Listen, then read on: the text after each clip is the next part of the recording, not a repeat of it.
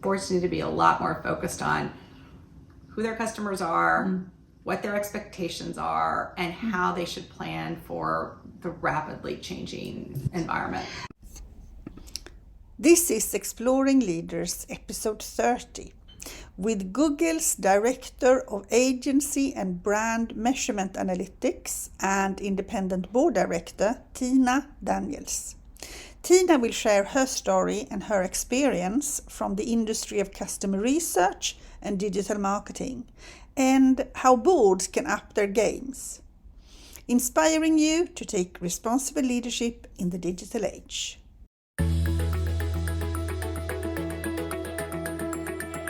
Do you wonder how trailblazing leaders sense at scale, evolve to innovate, and align the actions in this increasingly digital world? Welcome to the Exploring Leaders podcast. The experienced team at Digoshen interviews leaders from around the world for insights and inspiration on how to lead in the digital age. In this episode, Digoshen founder Lizalette Engstam, who is also an independent board chair and director, researcher, author, and advisor, asks the questions. Our guest today is Tina Daniels. Tina is a digital veteran. She is Google's Director of Agency and Brand Measurement Analytics with a background from digital marketing agencies and from Microsoft. She also serves as board director on both listed companies and educational institutions. Tina is passionate about how to better understand and communicate with customers, continued learning, and doing good for society. This episode focuses on her journey and approaches she finds useful for the top companies, leaders, and boards. Tina Daniels, warm welcome to the podcast. Thank you. I'm excited to be here too. And we know each other because we're actually serving on the same board. That's right. Which is super exciting. I wanted to ask you a couple of questions around the topic area, around marketing and customer research and customer experience, but I also wanted to understand a bit more about your journey. So can you let us know what has taken you to where you are? Yeah, I think there are a few fundamental things that have landed me in this position. Certainly, I give a lot of credit to my education. I was fortunate to go to an excellent liberal arts college where I learned to think critically and write effectively and put ideas together in a persuasive way. And then I also was fortunate to go on after some work in finance to Harvard Business School, which was a terrific experience as well. I think both my college and business school experiences gave me a foundational education that was important, but additionally, it helped me create a really wonderful network of both friends, professional colleagues, and people who were both friends and professional colleagues. Also, I think it's important to note that at least in the US, having a degree from a prestigious university does give you a stamp of credibility, whether that's fair or not. I'm sure that was my success has been due in part to that. I also think I've worked really hard. So Right. Doesn't come it doesn't come by pure luck, although luck plays a factor. But it's also interesting, in many schools, you might get in, but you might not necessarily get out. That's true. That's true. Yeah. So it does take a lot of effort through different stages. And can you share a bit about what kind of engagements you've been engaging in, both prior to where you are now and what your current engagement is? My current role is at Google in New York City, and my team oversees our measurement and analytics. My team is focused primarily on the agency channel and our big brands, our Google's largest brand clients. And our job is multifold, but we're responsible for ensuring that our clients really understand what possibilities exist in measurement today, that they are setting up effective measurement strategies for their digital marketing campaigns, but that they're also very aware of what is on the forefront. And there is a lot, particularly around privacy and data regulation. So we spend our time consulting clients and agencies, helping them prepare for the future. We are part of the sales team. Google's measurement solutions are free of charge. So we're not necessarily selling a product. We are advocating for smart solutions. Which is a fantastic position to have, but it's also challenging because you need to fight somewhat for the time at the clients, right? Yeah, it is. That's true. And for some of our clients, they're really engaged in the conversation. And then certainly we have others that I think are putting their heads in the sand and hoping it goes away because it can be complicated and taxing. And what did you do to take you to this position at Google? What did you do earlier? Yeah. So I mentioned that I worked after college in accounting and finance, and then I went to business school. I graduated from business school many years ago when the internet was like really just getting started and companies were trying to figure out like what to do with this new medium. And fortunately, I joined that adventure. I worked as a sort of a strategy consultant for a big web development firm.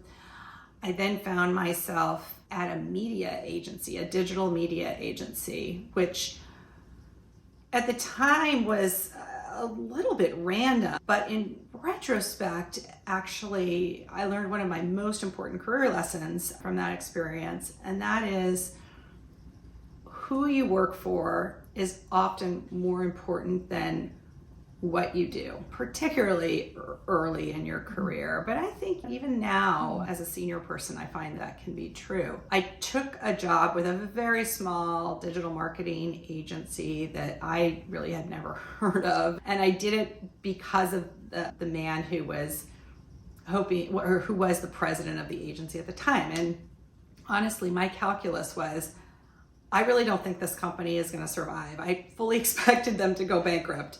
But I thought, I really like this guy, and if I do well, maybe he'll take me with him wherever he goes next. And that company was called Avenue A.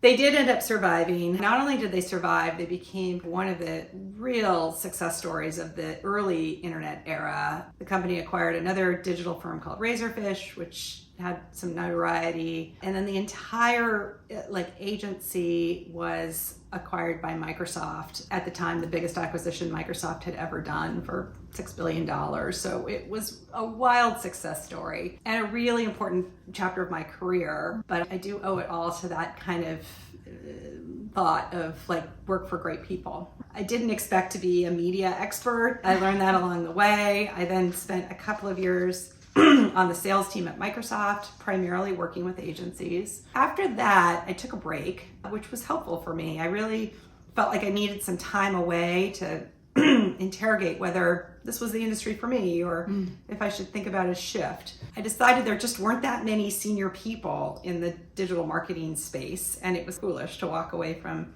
an industry that was growing so fast. Indeed. So I went back into the workforce and joined a startup that didn't really work out. And after that, I came to Google. And it's just been a terrific, now more than 8-year journey. And it's very interesting because it's also still keeps a lot of very young people. Yes. And what do you think what impact does that have on the industry? Yeah, it's a good observation. I think a few things. One is it definitely infuses high energy and I think a fast pace. Younger people don't have a tolerance for kind of slow bureaucracy. So I think younger people, not to generalize, tend to be more on the cutting edge of new technologies. That also helps drive innovation. It tends to be a younger industry. I will say, I think there are some people like me though that have grown up with the industry and are now in our 40s, 50s, and I expect that to continue. I think we will see as the industry ages more folks in their 50s and 60s. Right. So at least I hope. Yeah.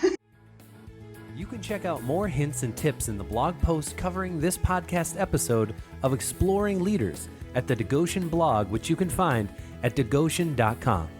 You might attract somebody just because you're there. Yeah. Can you tell us a myth about the role you have?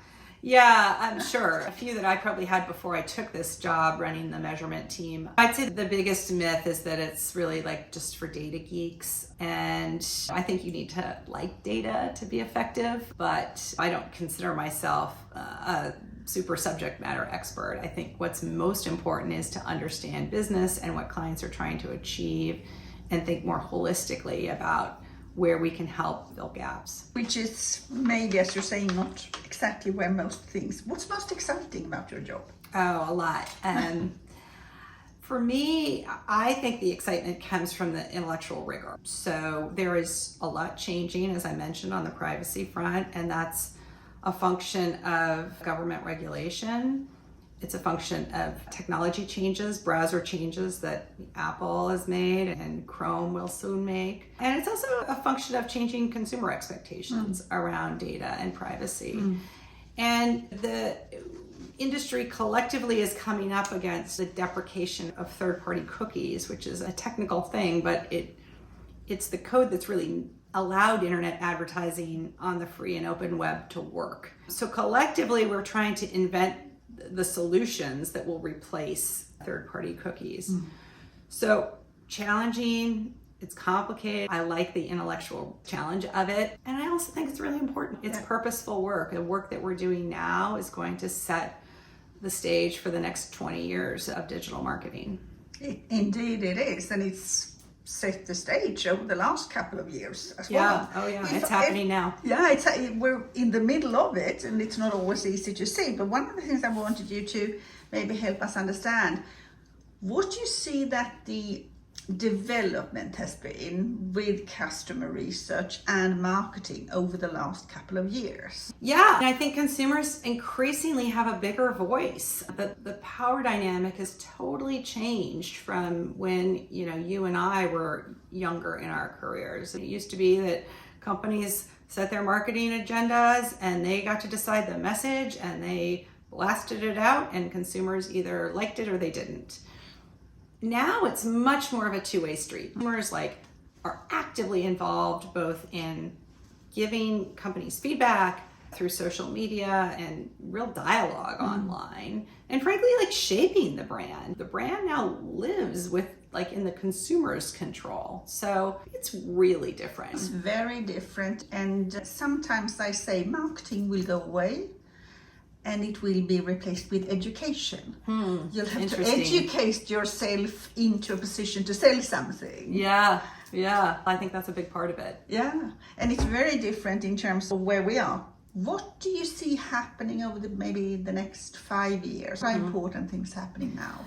Yeah, and I think the connection that brands and companies have directly with their consumers will become increasingly important. It's already important. Many companies get away with this. They don't have a direct linkage to their customers. They either sell through retail or resellers or whatever, and they certainly have interaction with customers, but they don't have direct interaction. When it comes to online marketing in particular, and frankly, I think everything now is online, particularly with connected TVs. Virtually every marketing angle is digital, or the most important ones. You have to have first-party data. You have to have customer consent saying, yes, I want to have a direct relationship with your brand, because it will be a lot harder to figure out who those people are if you don't have that permission. I just think that's super critical. And that will in itself format the industry, right? It will. Yeah, absolutely. Change a lot in that.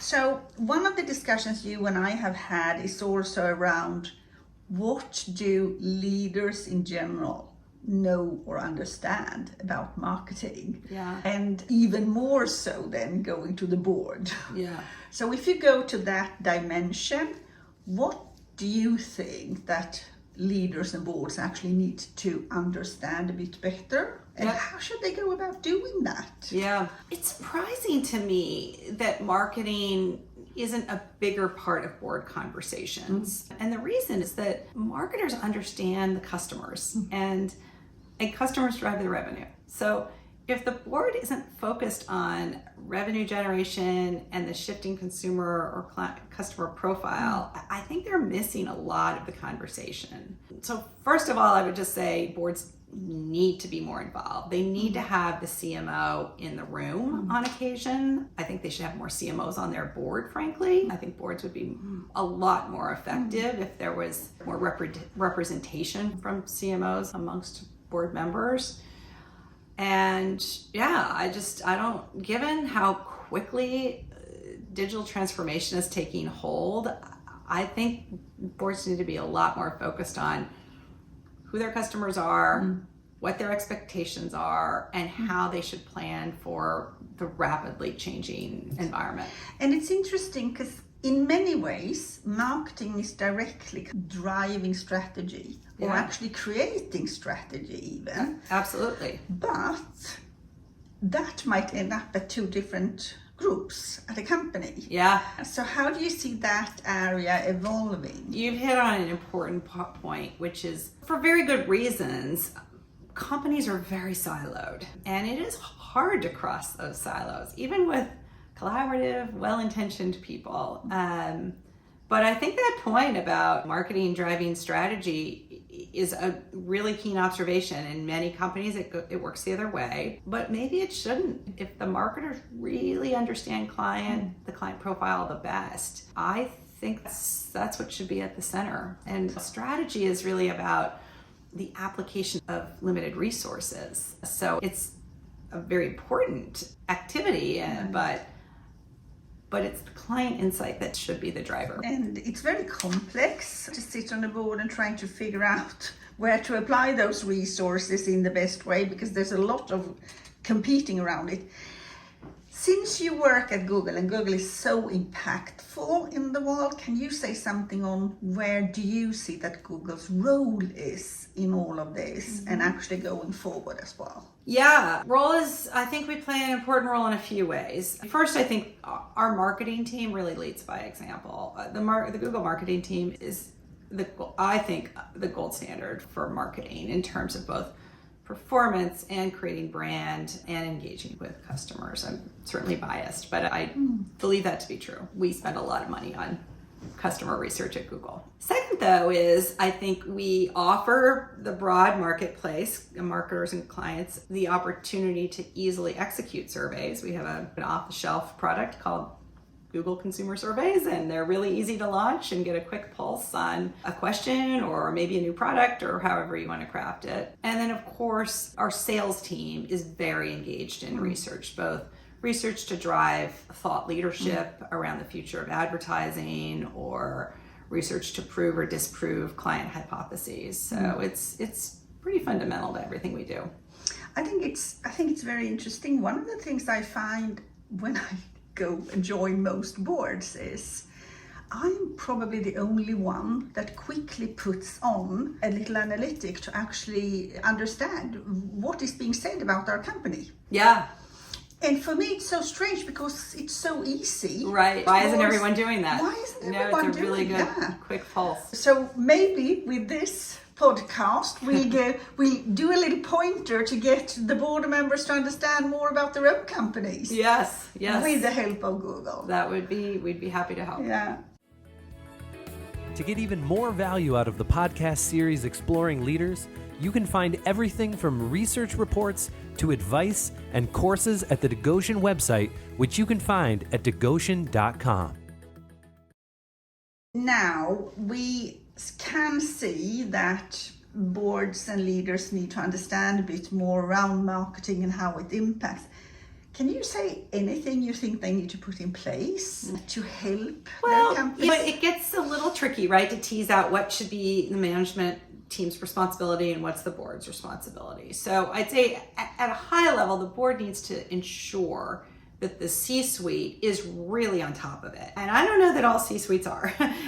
So maybe it's asking the question, like, what does the entire C-suite see for marketing and analytics and reporting? Do they? Or is it really just living with the CMO's organization?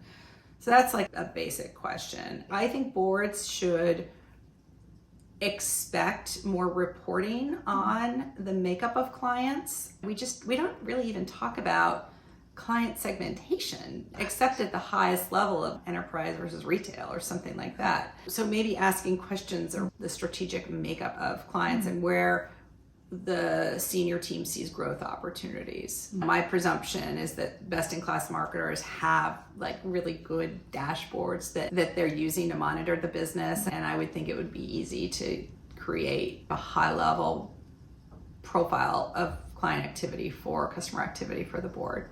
That'd be super interesting to Yeah. actually have that Right. perspective and actually be able to see that much more quickly. We're going over to a bit more around what is inspiring to you. Yeah, I had one other thought about what boards can do wonderful. for marketers to get a better sense of marketers. I think it would be very interesting for a board in one of their strategy sessions to invite the CMO and a handful of clients to come in and do sort of a panel Q&A where the CMO interviews client. More than likely they would choose friendly clients who are positive about the company, but give the board a chance to directly interact with some customers and the CMO. I think the board would learn a ton from just a 30-minute panel where they have that opportunity. I think that's such a wonderful suggestion. Yeah. And you're absolutely right. And I'm sure it would be quite interesting to many customers to have a chance to have a voice Absolutely, to yeah. the- It's to actually the a nice board. way to solidify that relationship with Yeah. top clients. So then I wanted to go over a bit to what inspires you. Yeah.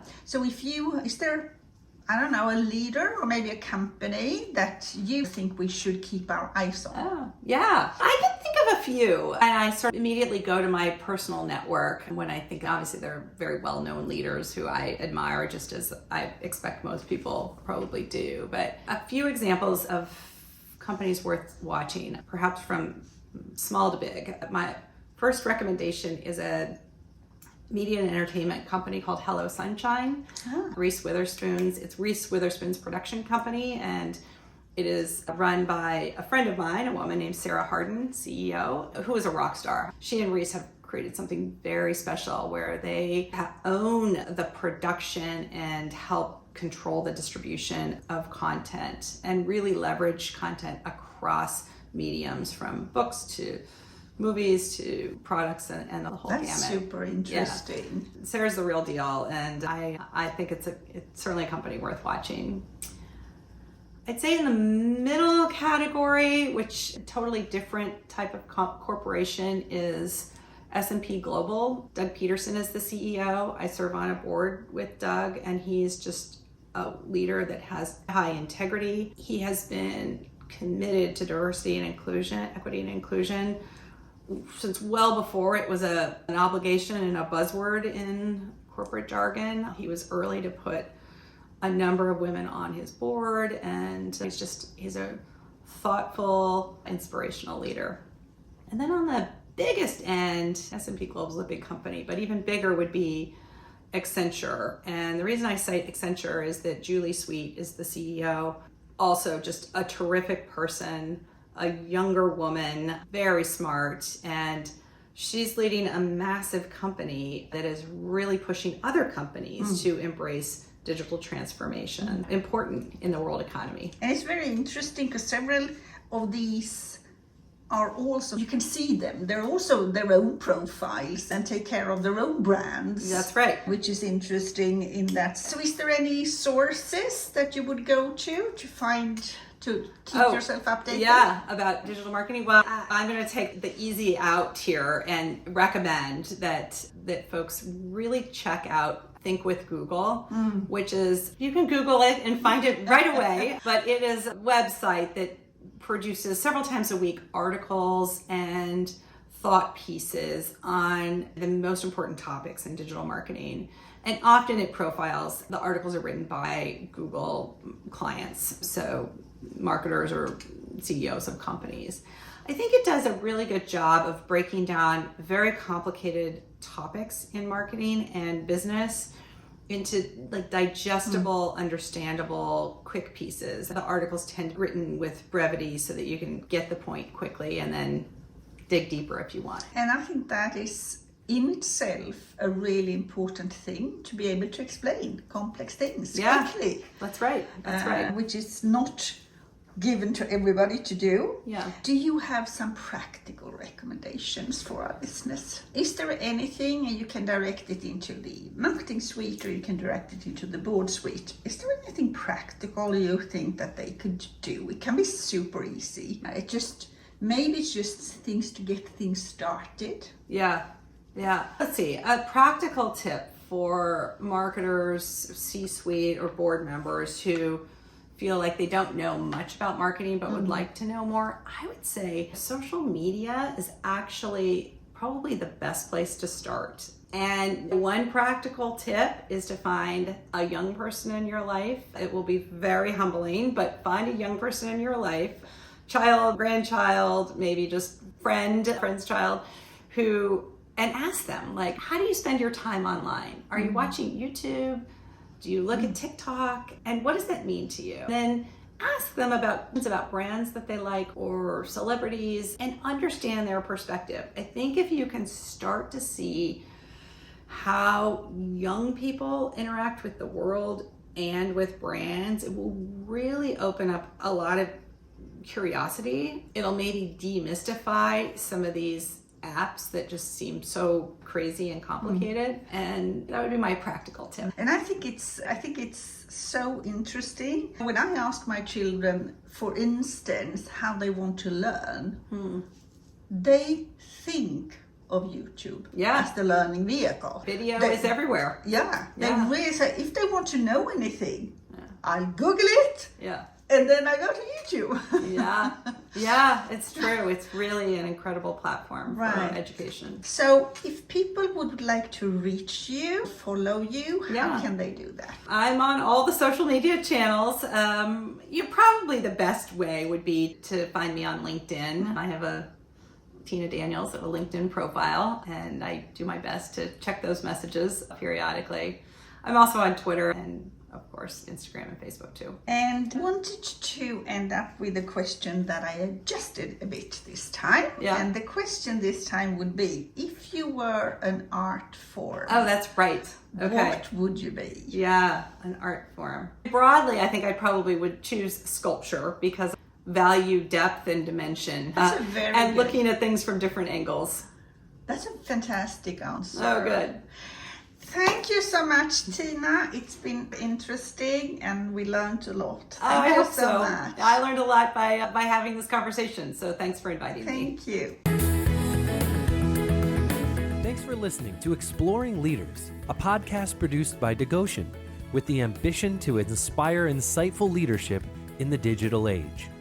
If you found this episode interesting, join the momentum to amplify the voices of trailblazing leaders by sharing it with others for inspiration. For any questions or recommendations on other inspiring leaders you like to listen to, contact us via our website, digoshen.com, or via social media as LinkedIn or Twitter.